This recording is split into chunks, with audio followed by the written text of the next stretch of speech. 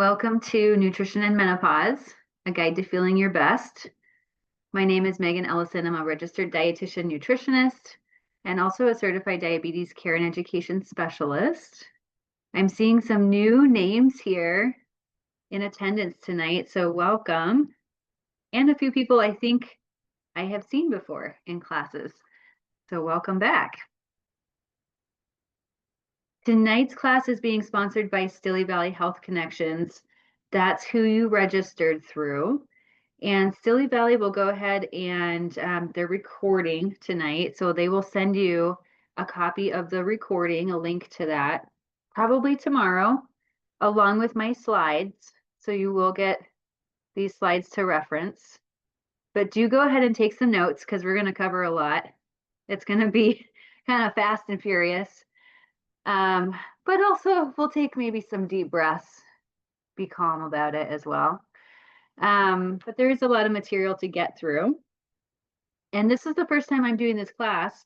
I am excited about this topic because I'm right in the middle of all of this, in perimenopause on my way, definitely going through some changes. So it was fun for me to just dive into the nutrition and really think about how I can support myself over the next few years here. And Zara says, hi from the UK. Hello. Oh my gosh, what time is it there? Thank you for tuning in. It's probably the wee hours of the morning, or maybe it's your start to your day. Good to have you here. All right, let's go ahead and get started. We are going to cover some tips for aging, hopefully gracefully and healthfully, with optimal nutrition for optimal health in mind. And so we'll talk about some hormone changes that are affecting nutrition and health and strategies regarding metabolism specifically, because that's a big one in menopause. And then we'll go through some specific nutrients and practical strategies of foods to focus on in midlife. And I'll give you some resources at the end. But do feel free to use the Q&A or the chat as you wish, and I will check those occasionally. So let's just get on the same page with terminology. Perimenopause is that transition time leading up to menopause, and this can be up to 10 years. Like, changes can start happening way before we even really recognize them, as far as changes in our hormones that affect, long-term health and how we're feeling. Menopause is actually technically the day. It's like one day in your life, and it is the day after 12 months of consecutive months without a menstrual cycle. So if you get 6 months down the road or 8 months down the road and you have another period, then you kind of restart that clock. And so it's, it is the day. But a lot of times we just talk about menopause as a broad scoping term to include this whole transition, peri-menopause, the day, and post-menopause, which is every day after menopause. So it's, basically the rest of our lives. And there's a lot of changes going on. It's kind of the opposite of puberty. So this little cartoon that says menopause is just puberty's evil older sister. It is, it's funny, but it also is pretty true in the sense of hormones. So in puberty, we're ramping up a lot of those hormones, and in menopause, we're ramping down a lot of those hormones. And then sometimes we can feel like a victim of identity theft because we might not recognize ourselves or the changes that are happening to our bodies, to our brains, to our temperament, potentially. But yeah, hang in there with all of this. So in the United States, the average age of menopause, as in the day, is right around 51 years. And I do have a cat in the background that you might hear. He's deaf, and sometimes he likes to caterwaul. So we do know that women are living longer, and most women are, the majority are living to be at least 80 years old. And so we may spend 30 or more percent of our lives living in this postmenopausal state. So it's a really big chunk of our lives. And it's right at a time, menopause happens right at a time of life that has a lot of other stressors in it. We are the sandwich generation, so to speak. So a lot of people going through this transition are also caring for parents. They may also be caring for children.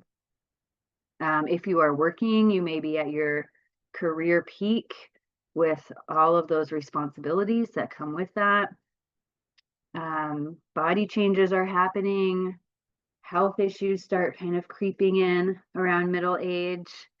And then we're also thinking about planning for retirement and for the future. So there's a lot of stressors beyond just the biological changes that are happening. And we do know health-wise that if we have later onset of menopause, we tend to have overall improved longevity. Also, reduced risk of cardiovascular diseases such as stroke and heart attack and atherosclerosis, reduce bone loss, reduce osteoporosis and fracture. So there's some definite health pros to having that estrogen be high for longer. One of the potential cons is a risk that is increased for certain types of cancers. And this is from epidemiological studies. So just looking at what happens with women who have early onset versus late onset and those risk reductions or increases. And that has a lot to do with estrogen. So I call it the everything hormone, E for everything, because it really is a hormone that goes throughout the entire body and affects over 400 different critical roles. Some of those rules include things like lipid homeostasis. So we know after menopause, there are significant changes in our cholesterol and the type of cholesterol, how we're processing cholesterol, and heart disease risk is basically the same as men after menopause. Before menopause, with the benefit of estrogen, more estrogen on board, we have lower risk, but post-menopause, basically at the same risk as men. It promotes insulin sensitivity, so better blood sugar control, promotes bone density, helps with neurotransmitter production in the brain, and that definitely affects how we're feeling. Irritability, depression, anxiety, pain sensitivity are less when we have more serotonin, for example. Helps maintain mental clarity. Also has a role to play in magnesium uptake and utilization. And we'll talk about magnesium a little bit more later. Prevents muscle damage, maintains collagen and water content in skin, promotes neuroprotection. And we do see that, rates of dementia go up with age, especially postmenopausal for women. There's a significant spike postmenopausal. And women are at higher risk of Alzheimer's. 2/3 of people with Alzheimer's are women. And that is not just related to women living longer. Maintains vaginal lubrication and pH balance, decreases appetite and food intake, promotes fat distribution, like around the body, not just in the midsection, and also increases energy expenditure. So there's a lot going on that estrogen does for us. And you can, see all these benefits and then kind of assume that once we start losing the estrogen and it's declining with that process, that some of these things will start being affected. Progesterone is the other big hormone that we think about, kind of the balance to estrogen. It also does stimulate bone growth, improves bladder function, increases metabolic rate, and improves sleep, has some anti-inflammatory effects, increases scalp hair. That's a big one for, women going through this process. Sometimes hair loss is part of what's going on, one of those symptoms.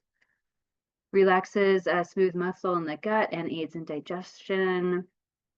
Sometimes you can actually experience this if you're still having a cycle. Sometimes you'll experience this with like an estrogen drop or a progesterone drop, and then all of a sudden you're having like some loose stools and some diarrhea. Progesterone also helps with libido, lowers cholesterol and blood pressure, it improves immune function, supports mood with less anxiety and irritability. And that's also declining in this whole process.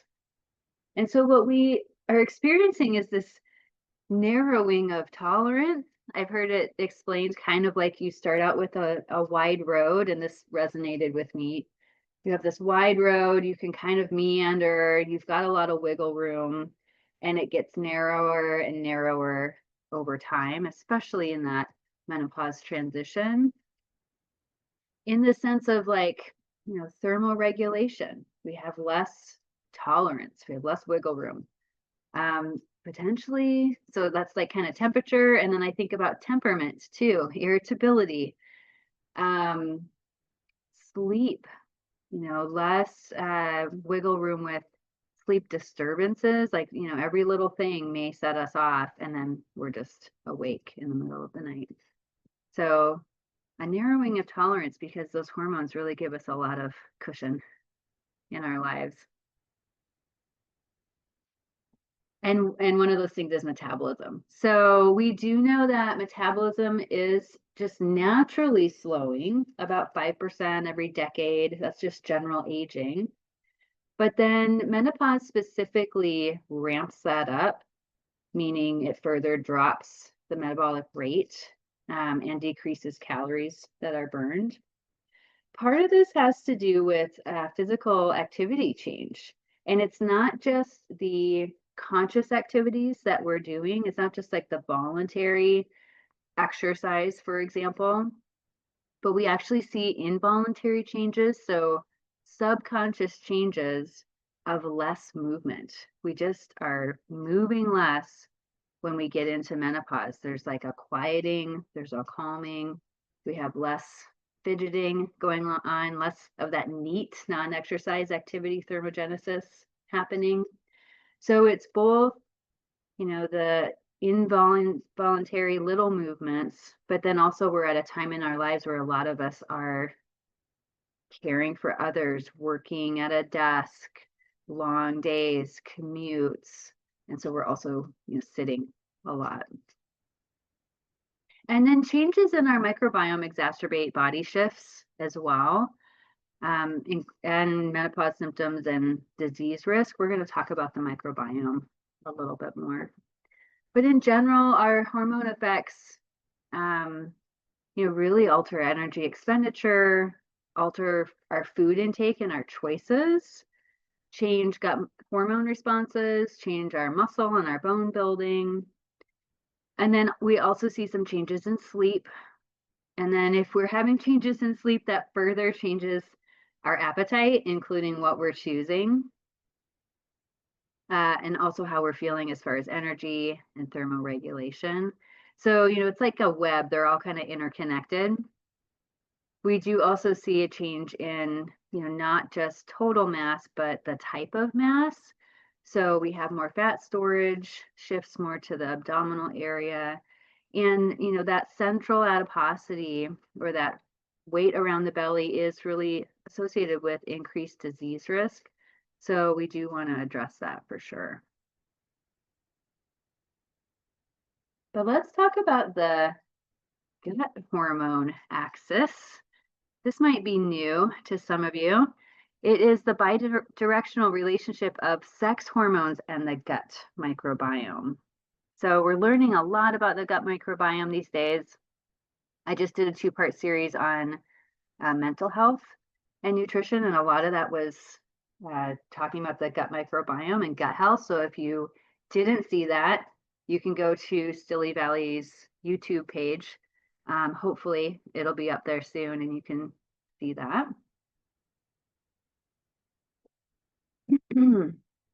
I've also done some classes in the past just on gut health. So those are worth checking out if you want more information on the gut microbiome. But basically, higher diversity or basically better health in your gut may promote hormone retention. And in the opposite direction, both estradiol, which is that main form of estrogen in the body, and progesterone help maintain the epithelial barrier function, or basically your gut lining function, through upregulation of tight junction proteins and the mucus producing intestinal cells.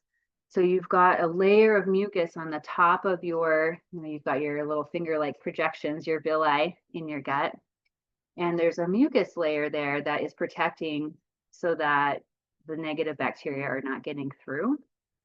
And then also along the cellular lining, there are these tight junctions that are, there's little proteins in there that keep it tight so that you don't have interstitial permeability, or what's otherwise known as leaky gut, so that inflammation, like inflammatory markers, can't get through there.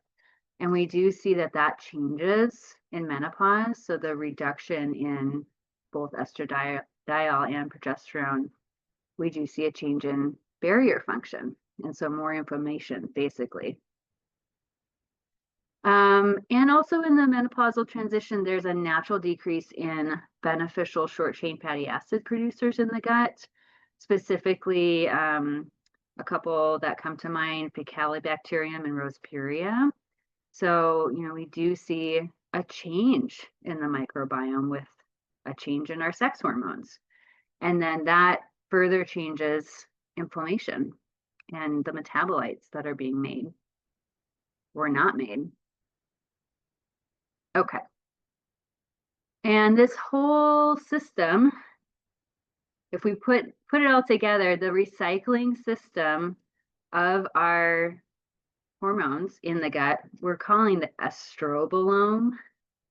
And it includes a bunch of different bacteria, as about 60 as far as we know so far, that can help recycle or deconjugate inactivated estrogens for either reabsorption into circulation or to get rid of the estrogen that we no longer need if we have enough or we have a little too much.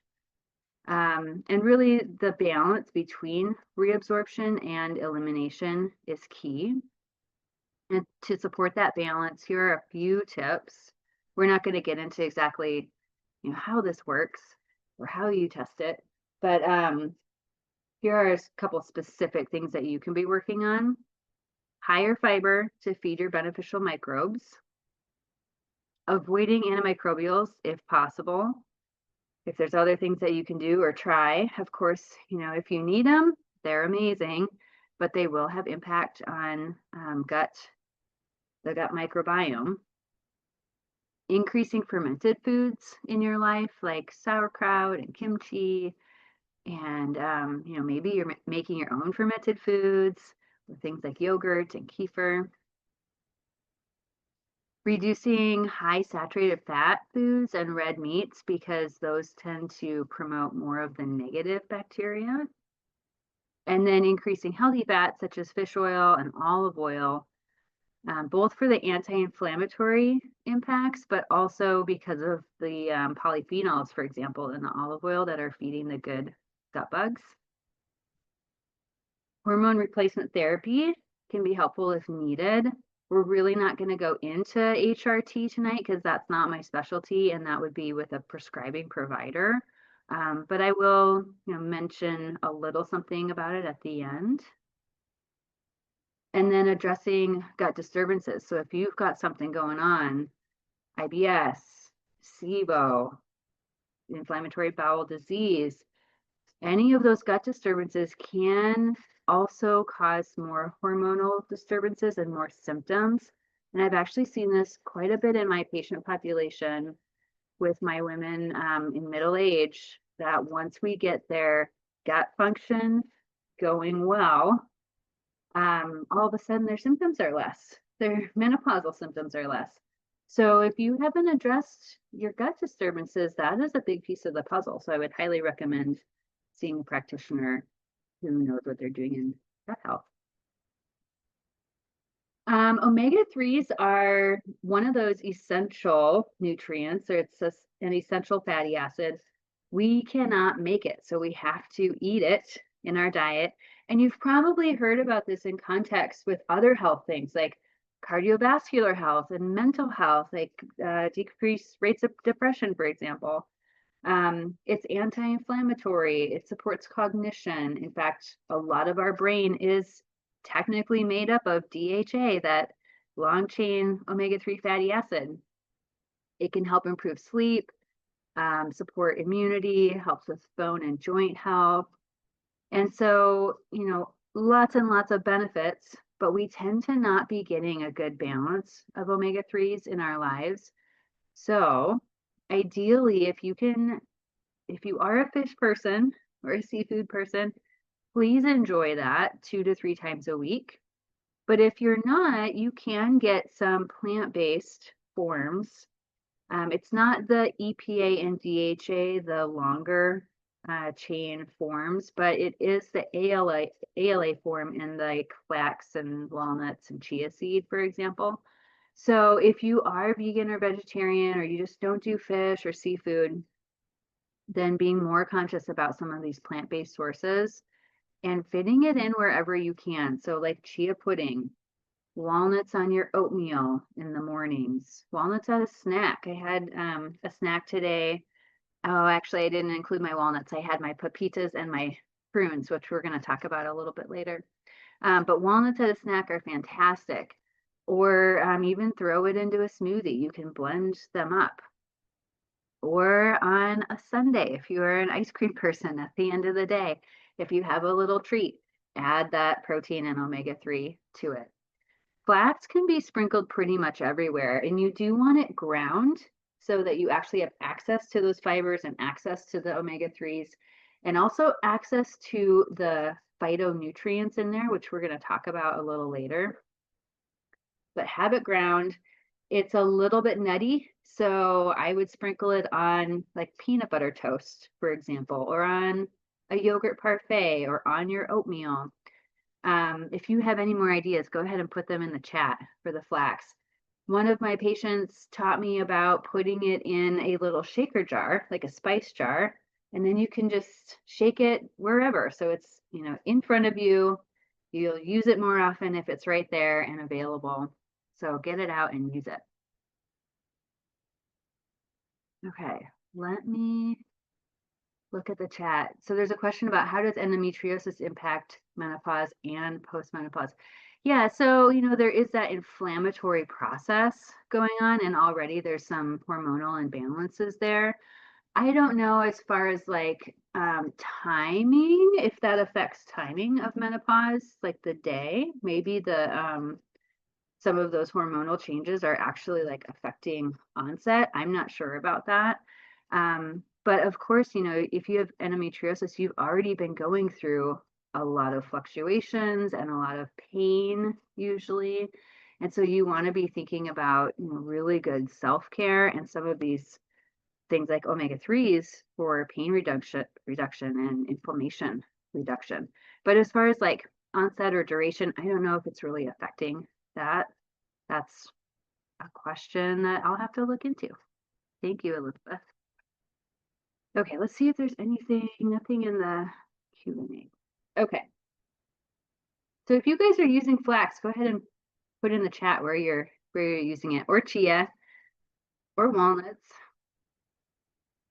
Okay, so additionally, to support your microbiome and that estrobolome, fiber and phytonutrients, ideally we'd be aiming for about 30 different plants each week for the best microbe diversity in our gut, and eating the rainbow of color. So not just getting one color, but trying to eat, the whole rainbow: red, orange, purple, blue, green, yellow, brown, white, and black. I probably missed some. Did I say green? Lots of green. And if you're not someone who is a vegetable person, but you do like certain vegetables, maybe you branch out with their different colors, like purple carrots or purple potatoes or purple cabbage instead of the regular colors, just to get a little bit more variety and a little bit more of those purple phytonutrients. You can be including more spices and herbs as well for phytonutrients. And then specifically within like the broad category of these plant-based chemicals, there are lignans, which are also known as phytoestrogens. They have a weak estrogenic effect and are shown to help with specifically with menopausal symptoms because they have a little bit of that benefit, even though they're not the strong estrogen.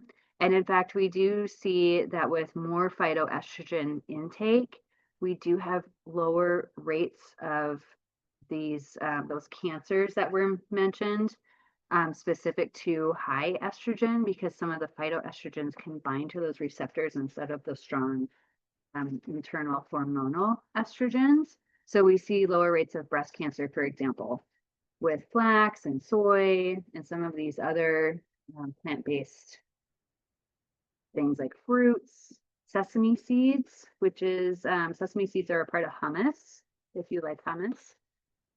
It's also a really good calcium source. Garlic, berries, strawberries, blueberries, blackberries, all of your berries. And then with this, you're also getting a variety of color and fiber, but then specifically those phytoestrogens as well. Okay, let me just look at the chat here. Okay, so Lisa's sharing smoothies, chia pudding, and on yogurt. Yes, that's a great place for like chia or flax. And Ashley uses it on her oatmeal. And then Nancy is using chia in her oatmeal with yogurt instead of milk. Yeah, I love that because it's a little bit more protein. And then you're also topping oatmeal with some chopped nuts, and you have flax in your smoothies. Fantastic. That's great. Okie dokie. I will also make one extra little mention of flax. The dark brown flax has some pretty good research, human trials, actually, looking at it affecting weight management in a positive way. And the way that that is happening, or the mechanism of action there, is it's addressing the metabolic endotoxemia, or that underlying inflammation in the gut that can cause more inflammation in the body and lead to weight gain with that inflammation. So if you're lowering inflammation and those inflammatory markers specifically, that can be really helpful for weight management. So flax is a good choice for that as well. Okay. And then a little, just a little blurb about heart health, because I have you all here. So I mentioned earlier that estrogen does confer a benefit, and we do see a reduction in heart risk premenopausal, 50% reduction in risk of heart disease. But then postmenopausal women have heart disease rates similar to men. And it is our #1 killer of women in the United States. And so, my little shout out to you is be aware of signs and symptoms, and don't think that it's the men that you need to worry about. It's your own hearts that you need to worry about. And some of our symptoms in women, as far as like heart attack symptoms, can look and present differently. So it's not always associated with the classic chest pain when women are having heart attacks. It could just be nausea, lightheadedness, cold sweats, shortness of breath, anxiety, upset stomach, unusual tiredness and weakness. If that continues, you need to get seen. Pain in your arms or back, pain in your neck and your jaw. Of course, if you are having chest pain, that's, the classic symptom, but it doesn't always present that way. So not that I want to, have you be overly concerned, but if these things are happening, do realize that, it could be a sign of a heart attack or something is going on. And so, yeah, don't just let it go if it continues. Okay. We do know that our metabolism is changing in menopause, and that decrease is about 200 to 400 calories a day, which is pretty significant. That amount adds up to, about a half a pound, maybe almost a pound sometimes per week. And so, and this is, beyond just general aging. This is with that menopausal transition because of the hormone changes. And most women will gain around 12 pounds within the first 8 years after menopause. So, it's not just like, it's not necessarily a given, but it is fighting an uphill battle, right? And we do know that about 70% of US women have overweight or obesity. So we are in those classes of overweight or obesity as far as weight for height. And weight is really complex. We know it's affected by hormones, by our diet, exercise, stress, and stress management, genetics, we've got microbiome, sleep or lack thereof. I'm going to send you a little handout, my little weight management wheel, just because these are some specific things that you can be thinking about that have been shown to be helpful for weight management. But just know it's very complex, and it's not just about the number on the scale. It's not just about weight. It's about what kind of mass is there and those shifts in mass. So a lot of times we see a decrease in muscle and an increase in fat mass. And part of that has to do with that change in estrogen. So there are certain proteins and enzymes that regulate fat storage that increase as estrogen levels drop. And then that allows the cells to store more fat than before menopause. Of course, more fat, specifically around the center, does mean we are at higher risk for certain diseases like cardiovascular disease and diabetes. And we just burn more, we burn less fat than before menopause. And so part of that is the movement thing I mentioned already. Part of that is the hormonal change. Part of that is the muscle loss. And so these changes in fat storage and fat burning can lead to rapid changes in total weight, but also, again, like where the weight is at in your body. And muscle loss is a key component. So that age-related muscle loss is often called sarcopenia. We do know that we lose about 3 to 5% of muscle with every decade after age 30. And then, this should say about 1% per year after age 40. I think my little graphic cut that off. But we continue to lose muscle mass after age 40. And the best prevention is strength building exercises, which maybe some of you love. Maybe some of you haven't figured out yet that you do love it. But most of the people who do get into it and give it a good try actually end up really enjoying it. I'm finding that in my own life right now. So if you have an exercise routine, like a strength or resistance exercise routine, or something that you love doing that is building your muscles, go ahead and throw that in the chat. We'd love to see what you guys are up to. And ideally, you'd be doing this twice per week for both muscles, but also ligaments and bones. Just think anytime you're putting resistance on your muscles, you're also putting resistance on those bones. And then we send nutrients to those areas to build them up. So it's not just muscle health, it's bone health as well that you're impacting with those strength building exercises.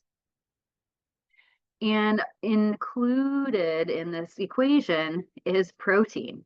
So you can't just, do strength and then not eat. You need both sides of the equation. You need the stimulant or the stimulus on the muscle, and then you also need the nutrients to replenish and build.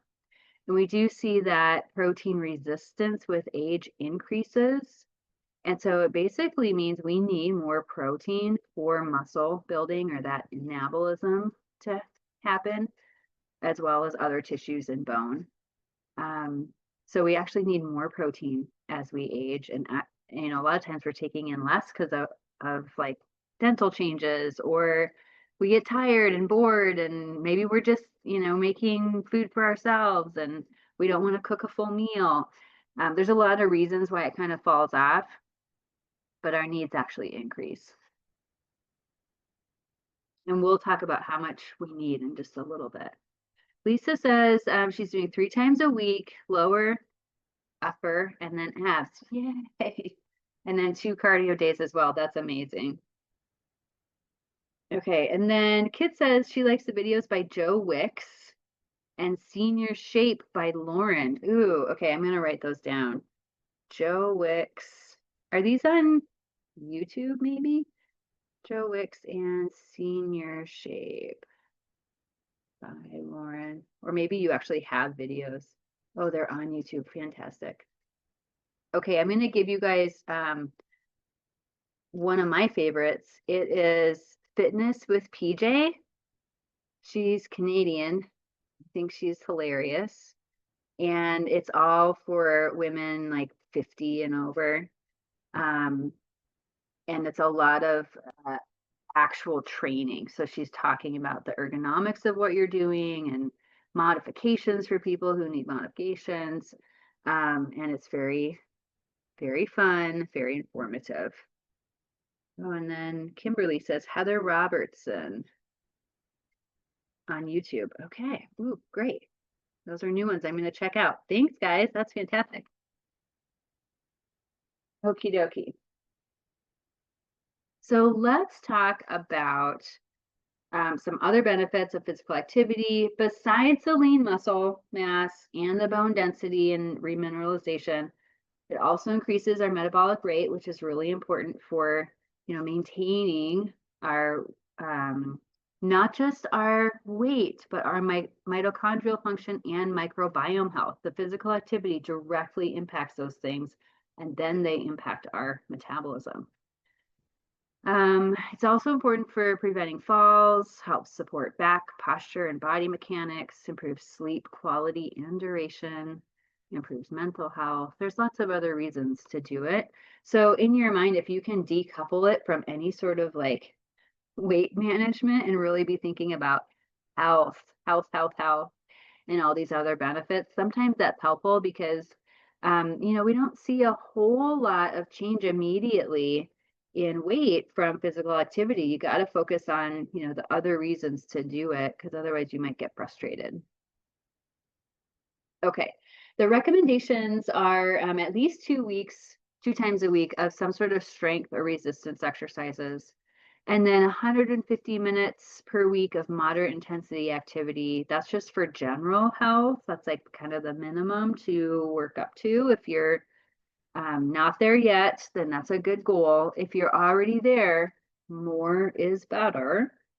And we do see in the like free living individuals who have lost significant weight and are keeping it off, they're doing about an hour a day to maintain that weight loss. And most of them are just walking. So it's not anything super fancy, but they are keeping at it.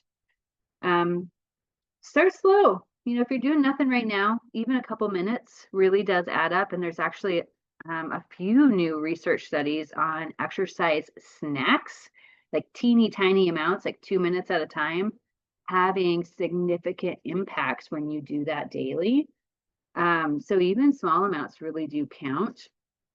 And I would focus on, what you love to do. If you do not love it, you're not going to stick with it. So you got to find something that you're enjoying. So for example, in the last year, I've started doing ballroom dancing. I had danced as a kid, and I was kind of missing that. So got into ballroom dancing, which the ballroom is new to me. And I absolutely love it. It's so fun and it's social. It gets me moving, gets my heart rate up. And I look forward to going. In fact, I have a class tonight after this talk. So yeah, figure out what you want to do, what's going to get you there. And then, maybe even some other strategies like have a buddy or track it somehow or put it on your to-do list, but you got to get going. All right, so we've got a chat comment here. Power walks start my day right. Oh my gosh, that's the best. Yes. I love it when you can start your morning with some sort of movement. And we do know that people who are morning exercisers tend to stick with it and be more consistent than people who exercise at other times of the day. So yeah, if you can get it in the morning, that's fantastic. Okay, let's talk about protein intake. So remember that protein anabolism or that protein like resistance kind of increases, and so we're not building as much or taking in that protein as easily to be building as we were when we were younger. And so we do need a little bit more, and we need it spaced over the day. And where I find a lot of my patients are not getting their protein needs met is at breakfast and at snacks. Now, I know some of you are probably not breakfast people. We'll talk about that in a second. But as far as total amounts for women trying to maintain muscle mass postmenopausal, you're looking at about 1 to 1.2 kilograms per kilogram. So you can take your weight, if you have your weight in pounds, divide it by 2.2 to get your kilograms. So 1 to 1.2 grams per kilogram, that's just to maintain muscle mass. And then 1.3 grams per kilogram or more for muscle building or with increased age or with higher activity. So your needs might be that 1.3 grams or more, depending on what's going on with you. Now, the one caveat with this is if you have chronic kidney disease, please talk with your nephrologist or your dietitian about what's exactly the right amount for you, because there are some certain conditions where we're concerned about too much protein coming in. Ideally, we want a mix of plant and animal sources. So some of our plant sources like soy and tofu, quinoa, beans, lentils, whole grains, you're getting good quality protein and fiber and phytonutrients without fat in those cases, right? They're very low calorie, low fat options. Whereas with the dairy, the eggs, fish, seafood, lean animal proteins, those are fantastic and bioavailable, complete proteins, but they also have higher calories and they do come with some of the saturated fat in some cases. Not really the fish and the seafood. Those are more like the omega-3s and very lean. But in general, our animal proteins tend to have more of the saturated or pro-inflammatory fat and just more calories. So ideally you want, kind of a mix of these. So you're getting a mix of your nutrition, and you can use supplements if needed to reach your goals. So for those breakfast people out there who are just like, I'm not going to eat in the morning, you're just going to drink your coffee and power through. You may want to consider a scoop of collagen, which is 20 grams of protein. It dissolves easily in your coffee if you're a coffee person, or your tea, or you could do like a protein smoothie that has Greek yogurt in it for protein, or actual protein powder in there.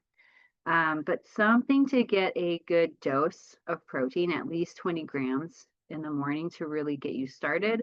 And especially for women in this postmenopausal age, we need the protein in the morning to shut off our cortisol, especially if we've had a rough night of sleep.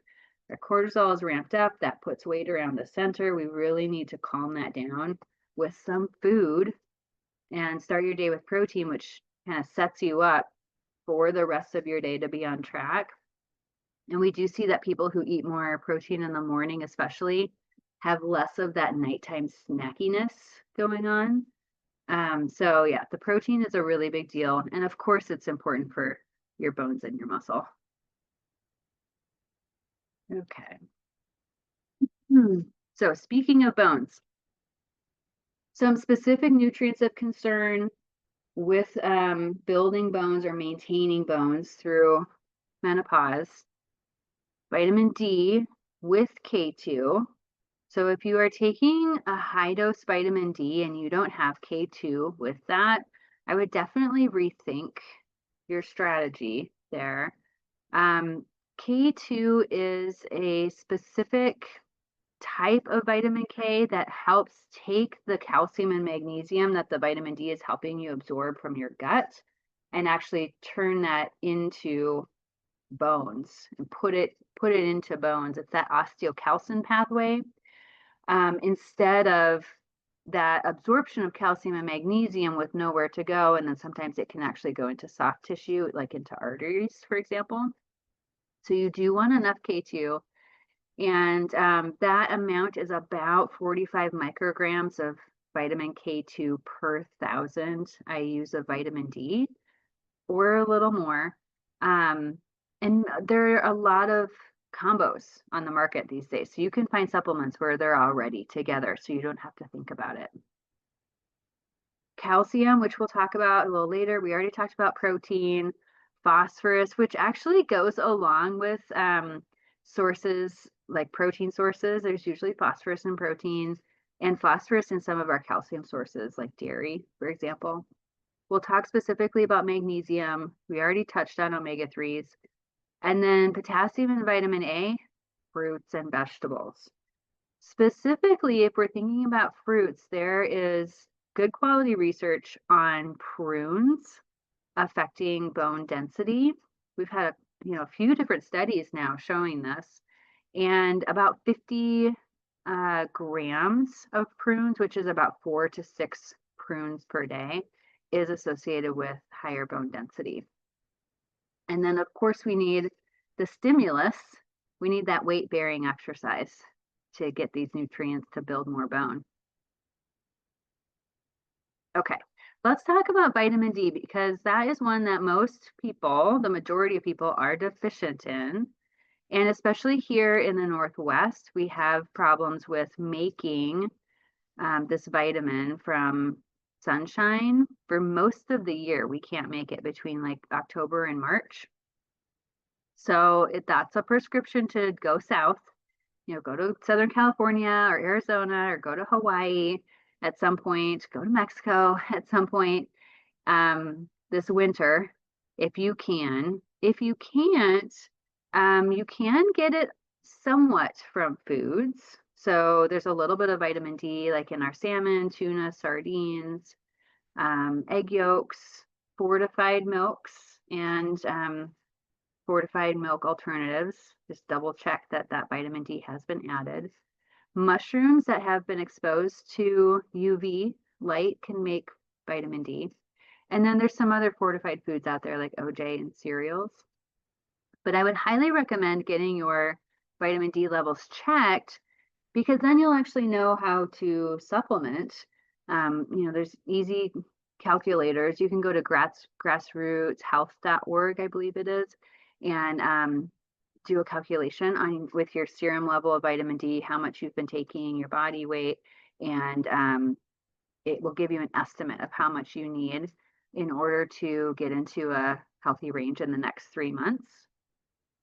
And just know that a normal range is not necessarily an optimal range. So if you get your lab done, which here in the US, we actually have to ask for it. We pretty much have to beg for a vitamin D sometimes, because it's not automatically ran with our typical labs. And I find this all the time in my patient population. These women come in, they're tired, they're fatigued.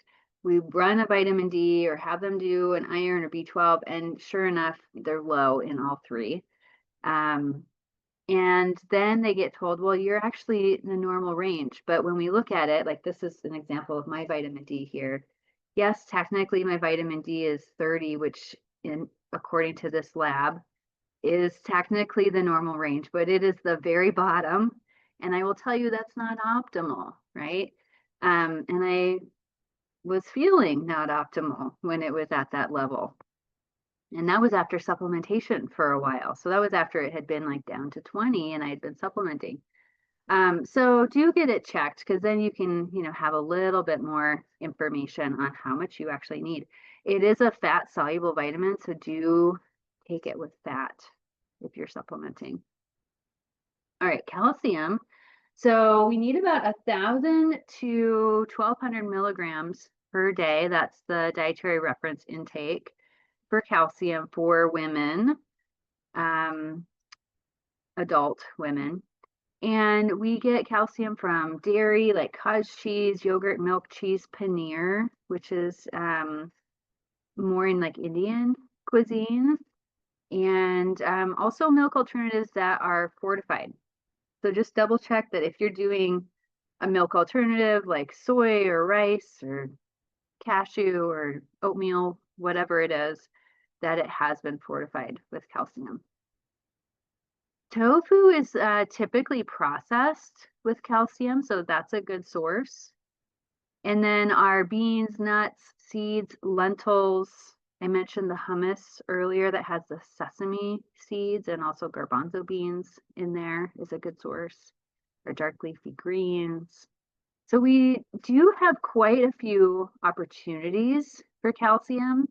Now, your doctor may say you need more if you already know you have osteoporosis or osteopenia. The recommendation may be to get it from a supplement as well, because maybe you're not absorbing it as well. Or maybe you're just not getting enough in your diet. Like maybe you're vegan and you really don't eat the like dairy, for example. Then it might be a little bit harder to get enough in your dietary intake. Okay, magnesium is another really important mineral for the bones, but for lots of other things. It helps to optimize vitamin D in the body. It helps with blood sugar regulation, promotes GABA, which is a neurotransmitter that is like a calming neurotransmitter, helps with sleep onset and maintenance, can be helpful for both depression and anxiety. Most of us are not getting optimal amounts of magnesium, and the recommended or the dietary reference intake, the DRI for women 31 and over is 320 milligrams per day. These are some of the best sources here. So pepitas. So I mentioned I had that little snack earlier of pepitas and prunes, just thinking about my magnesium and my bone health. It was a perfect little combo. Little salt on the pepitas, and then the prunes were sweet. Dark leafy greens, also for magnesium. Soy, so edamame, almonds are a really good source. Also, chia seed is a really good source. So some of these overlap, right? They've got multiple different nutrients that we're looking for. So one of the nutrition strategies, with getting in enough of these nutrients is basically to never skip breakfast or any other meal. You really want enough eating opportunities, more instances to fit in the nutrient dense items. So then you're really fueling over your day, which helps with metabolism as well.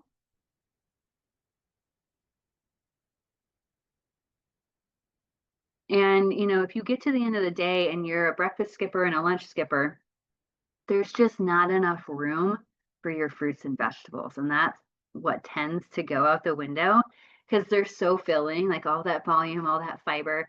You can only take in so much at one sitting. So you really got to like space it over the day to get enough. Do try and include at least 20 to 25 grams of protein in every meal, more if you're vegan. So if you're doing only plant-based protein sources, you need about 10% more because of some of that protein being bound up with like the phytates and the other things that are anti-nutrients in there. If you can do more whole grains and less of the complex carbohydrates or less of the refined carbohydrates, sorry, I said that wrong. More whole grains and complex and less of the refined. You're going to be getting more fiber, of course, but you're also going to be getting more protein. Actually, about 25% more protein when you have the whole versus a refined grain. And you're going to be getting more of the phytonutrients and B vitamins, and even like your fat soluble vitamins, like in the germ, like vitamin E, for example. So, it really is truly nutritionally better to have the whole grain. And then you may need to adjust portions to fit your current needs because as we saw, metabolism is changing and we're very visual with how we eat. So like what used to look like a portion on a plate might not be right for our current needs. We might actually need more protein potentially. Yeah, you might need to do a little bit of adjusting there. Include 5 to 8 servings of fruits and veggies every day if you can get it in. And that's for adequate fiber and phytonutrients, as well as those micronutrients, your vitamins and your minerals. Okay, what about supplements? Let me just check and see if there's anything in the Q&A. Nope. Okay. So some of us do need to supplement. If you are not sure about what your vitamin D level is, 1,000 to 2,000 IUs a day is perfectly reasonable. You possibly might need more, but get it checked so then we can run the calculation and know, like, how much do you need? Do take it with food or with fat for absorption.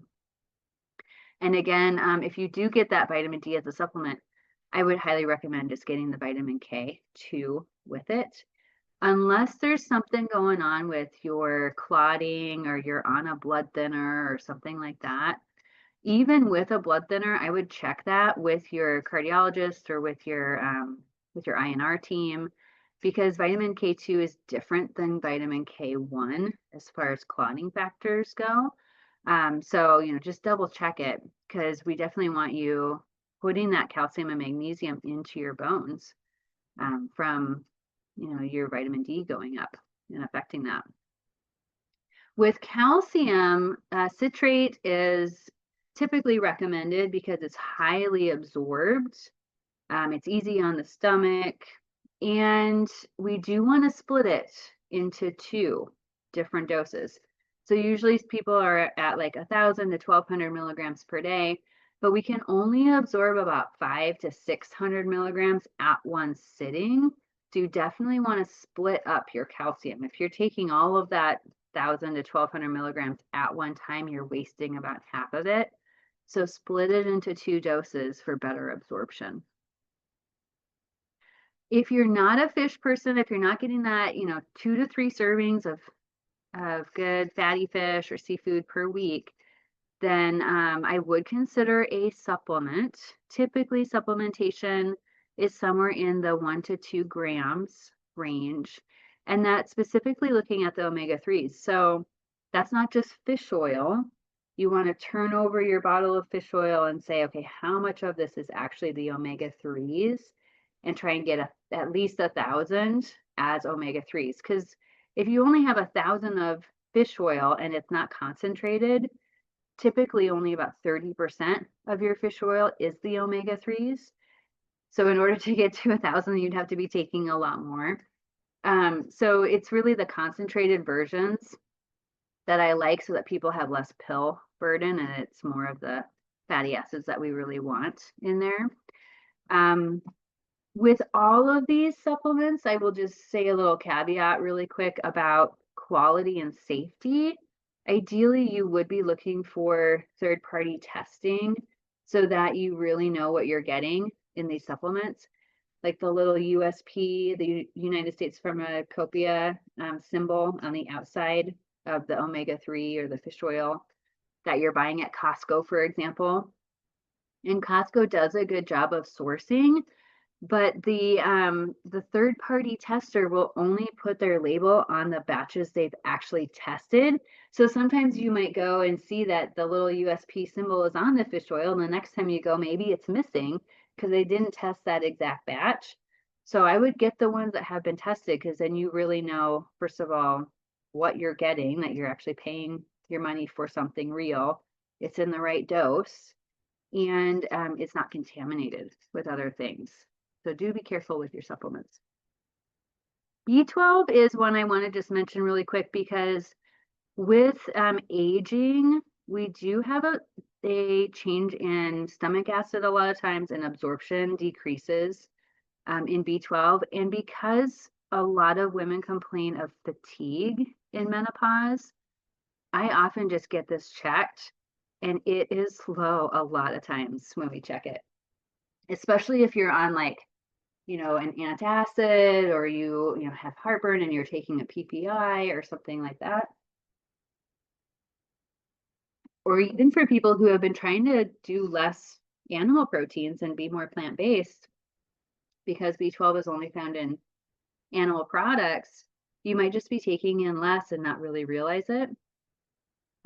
So if you've got fatigue, or you're just not feeling like you have the pep that you used to, it might be something to look into. In addition to iron. And iron needs are interesting around menopause because they're typically higher with perimenopause, especially if there is increased bleeding going on, or erratic bleeding, or just heavy periods. So oftentimes, women actually need more right before menopause, and then less, once you're not having a typical menstrual cycle anymore. But even for some of my patients in that postmenopausal stage, we've checked their iron and it's low. Especially with aging, decreases in, again, stomach acid, or just decreases in intake. It can be something that you're being affected by it and don't even really realize. So I would get it checked. And then do consider a well-rounded multivitamin, multimineral supplement, just to kind of cover your bases, especially if you are reducing your overall calorie intake and you're maybe trying to lose some weight. You still want to make sure you're getting adequate micronutrient intake, so that can kind of fill in some of the gaps. Okay, let's just take a minute to talk about magnesium, because there's so many different forms, and these are just a few of the forms of magnesium supplements. And a lot of times my patients come in saying, oh yeah, I'm taking magnesium.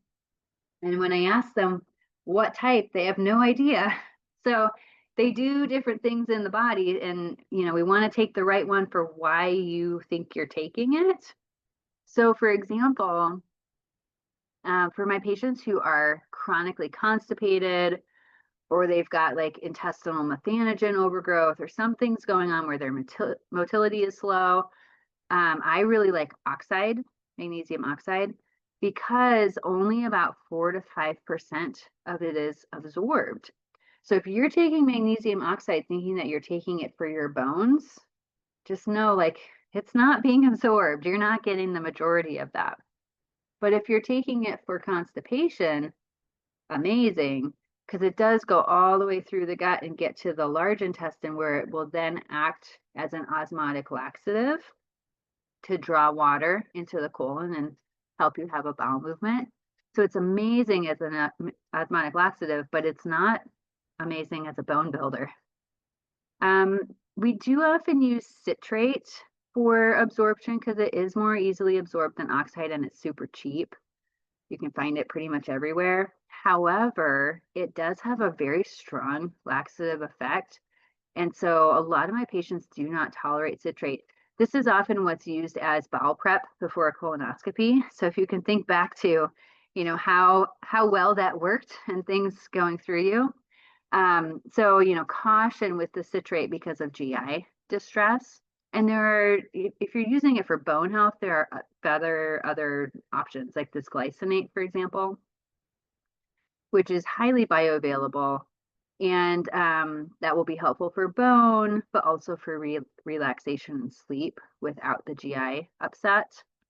Or magnesium malate, which is also easily absorbed. People tend to take that more for like muscle soreness, fatigue, and pain. And then magnesium threonate, again, highly bioavailable. And that is typically taken more for like memory, cognition, and migraine support.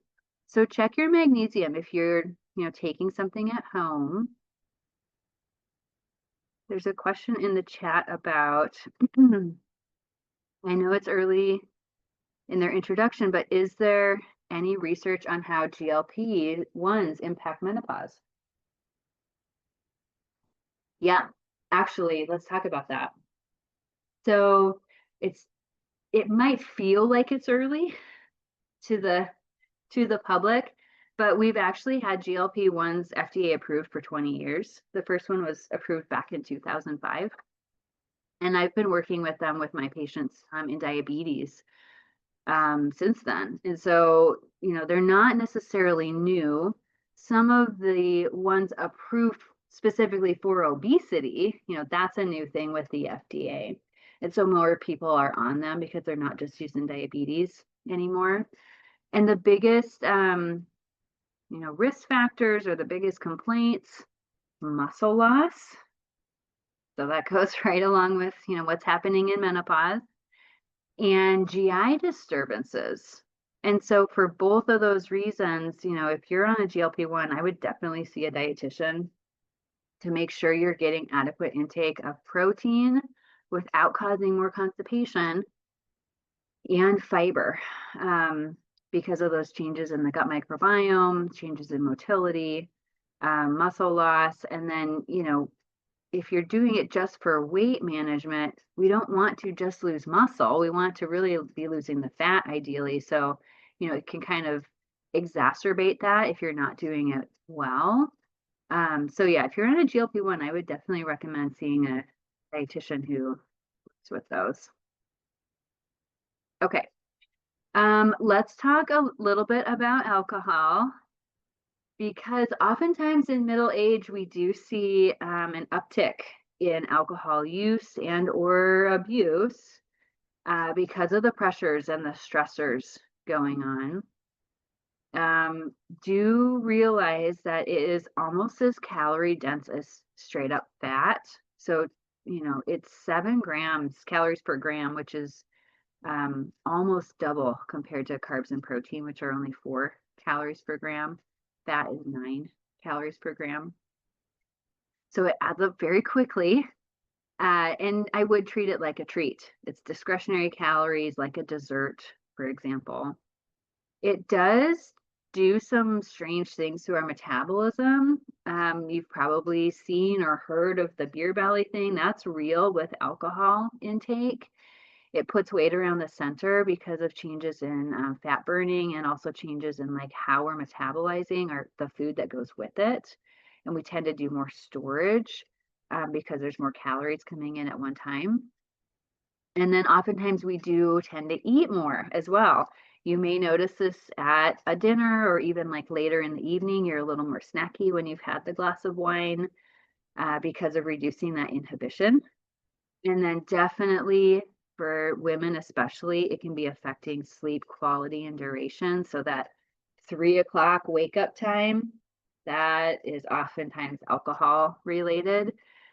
So if you're not sleeping well, I would highly recommend doing do a little trial, cut it out, see how that helps. And then of course it does alter gut health. So both tissue, like, it's not good for our tissues. It's a carcinogen, and it changes our microbiome. So thinking back to the very beginning where, we know we're already having changes in our microbiome, the alcohol is not great in menopause. We used to say like, well, there's a little bit of benefit for like lowering blood pressure. And we do know that some populations, like some healthy populations, have that little, glass of wine with a friend, wine at 5, for example, in the blue zones research, where it's social and it's one little thing with some food. So, maybe there's something to like a small amount, but the research that's been coming out lately is basically all saying there's really no significant health benefits to including it in the diet. And we do know that there are significant health risks. So all of that to say, like, consider whether it's really something that you want to be putting in or not. And then if you do, set limits, stick to them, have some parameters there, and or get help if that's hard. Okay, let's talk a little bit about sleep hygiene. Because this is a big one at this stage of life. And we do know that if you can get into a set like circadian rhythm with your sleep, where you stick to that not just on the weekdays, but also on the weekends, that is very helpful for regulating other hormones and regulating appetite. So try to have a bedtime and set it and stick to it. Establish some sort of routine. Sometimes people, set up clues or like cues to wind down. A cup of chamomile tea, a few minutes of yoga stretches. Maybe it's when they do their meditation or their deep breathing, reading before bed, going to bed at a certain time. You might need an external cue. If you don't get the internal cue to go to bed, you might need an external cue. I have cats that tell me when it's 10 o'clock and it's bedtime. A little bit of aerobic exercise during the day can be helpful for better sleep, but be careful about exercising, especially vigorous exercise within about a 3-hour window, because sometimes that can kind of ramp up those stress hormones and wake you up, make you a little bit more alert. Try to avoid alcohol for better sleep quality and duration. And then with caffeine, so, some people are caffeine sensitive. Hopefully, if you are. The half-life of caffeine is about 6 hours, meaning about half of that caffeine is out of your system or metabolized and gone 6 hours later. So the other half is still there, right? So if you have a espresso at 3 o'clock in the afternoon as a little pick-me-up, half of that caffeine is still in your system at 9 o'clock at night. So do be very careful about that. And I would experiment with where your cutoff needs to be. As we get older, a lot of times it kind of creeps a little earlier. I have definitely found that to be true for myself. It used to be like I could get away with a 3 o'clock coffee, then it was 2 o'clock. Now really anything after like noon or 1, and it's definitely affecting my sleep. And some people actually have a genetic mutation in their liver that makes it more inefficient to break down the caffeine. And for those people, it's taking a lot longer to process it. So more like 9 to 12 hours. And you hopefully know that if you're kind of caffeine sensitive. So you're, really, really cutting back and limiting to only the morning times. Of course, we know that light affects our sleep, especially going to sleep. So that light coming in through our eyes triggers our pineal gland to either, stay awake if things are bright, or if things are dim, to release the melatonin to help us go to sleep. But we've got all these devices these days, phones, laptops, TVs in bedrooms, plus the light pollution from living in cities. And so a lot of us are having disturbances in sleep specifically from light. One of the strategies is to turn off your phones or keep the phones in a different room, dim the lights and limit blue light 60 minutes before bedtime, or using dark mode on your screens. Like if you have a Kindle or something you're reading on where you can switch it to the nighttime mode, so it's more black with white text instead of white with black text. You can do that automatically on your phones as well. You can set your phones up to have a like a night mode between certain hours of the day. One of my patients came in this week because we had set that up for her last time. She came in this week and said that had been so helpful to just, she's a night owl. So like at midnight, it goes dark and it's helping her kind of calm down, and it's an external cue to be like, okay, it's time to wind down and it's time for bed. And then definitely optimize your environment for sleep. So of course the light, you might need some blackout curtains. Noise, some people do better with a little bit of white noise or like a noise machine. Removing pets from the room, this one's difficult. I've got 2 cats that usually sleep on me at night. So that is definitely a sleep disturbance for my life that I haven't yet made the decision that it's worth it to kick them out. But in some cases, it might be worth it, right? So you got to evaluate that for yourself. And then temperature, somewhere in that 60 to 67 degrees, and adjusting your bedding for the season. You know, we're right in between seasons here. And so we want it cool enough to be sleeping well and not waking up hot.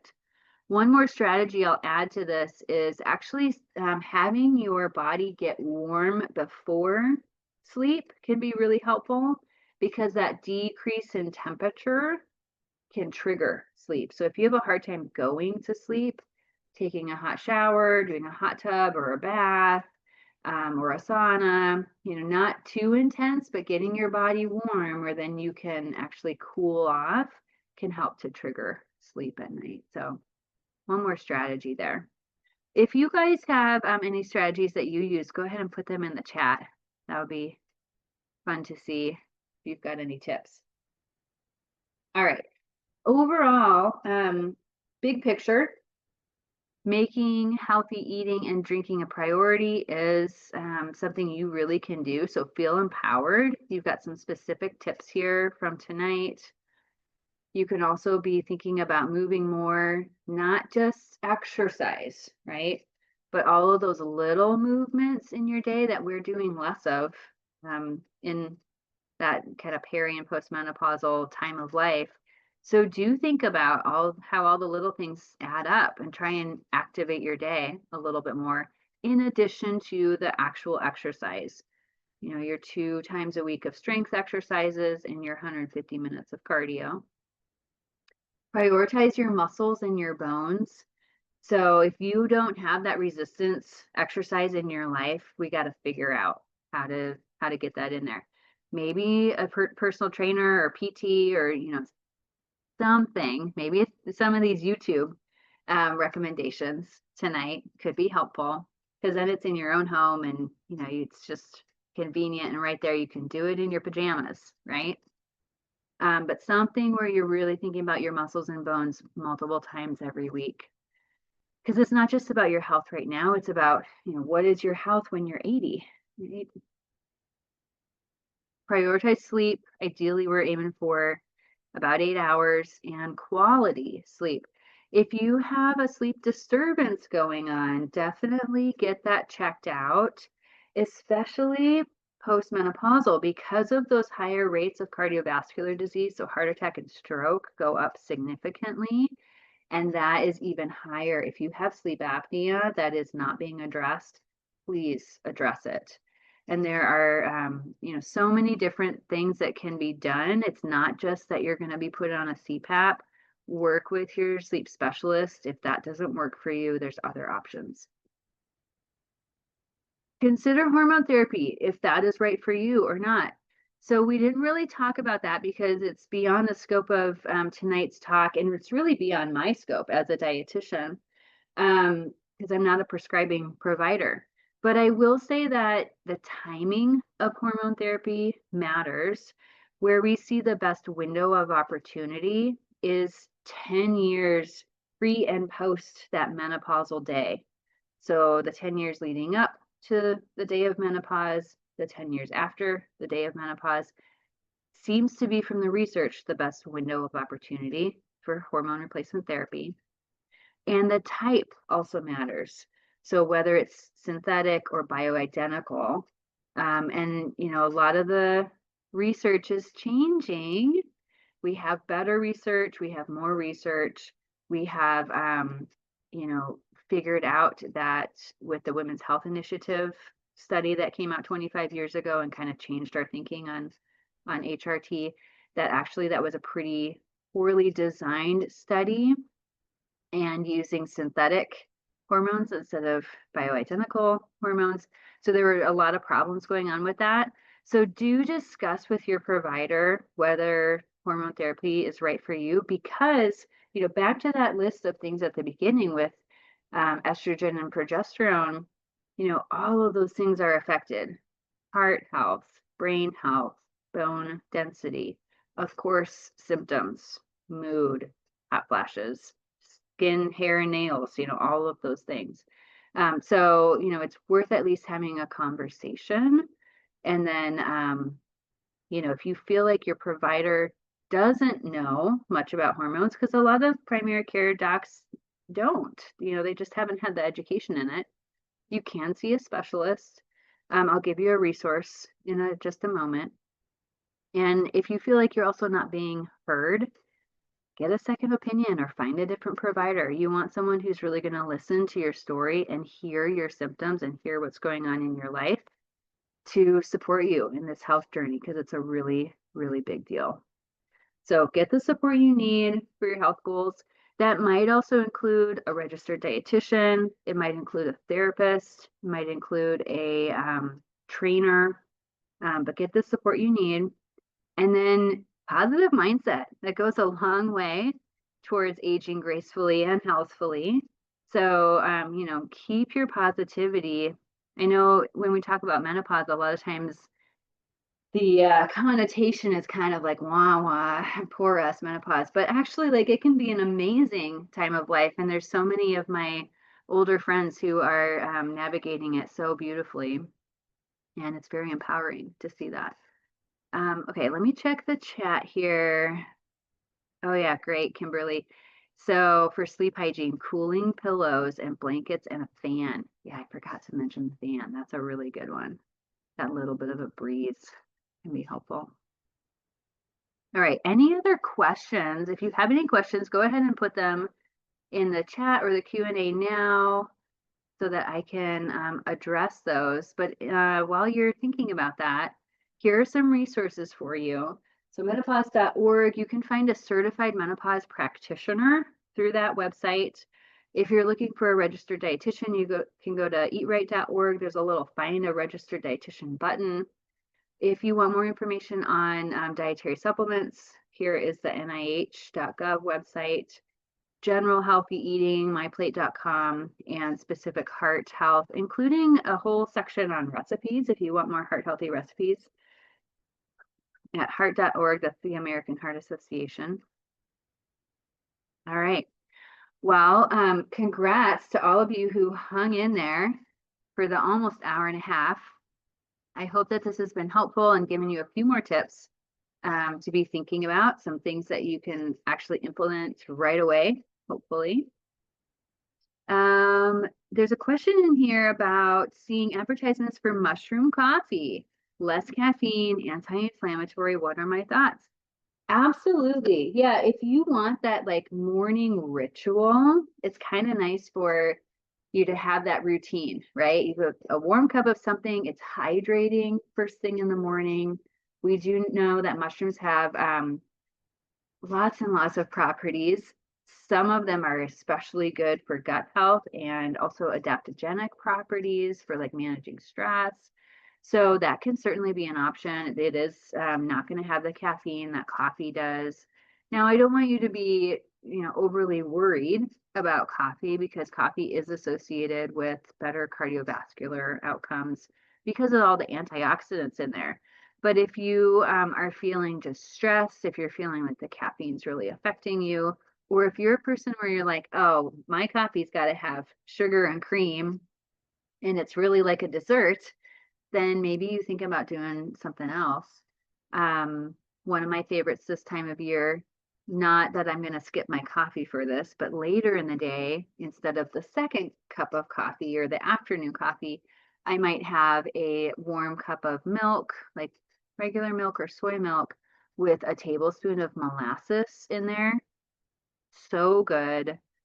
You've got antioxidants, you've got some iron, you've got some bone building properties in that, some calcium with the soy milk, some protein. So if you're looking for a little warm cup of something, consider that molasses in your milk, or try the mushroom coffee. Yeah, sounds interesting. Alrighty, thank you all for attending. You will get the slides and the recording, and hopefully I'll see you at a future class. All right, take care.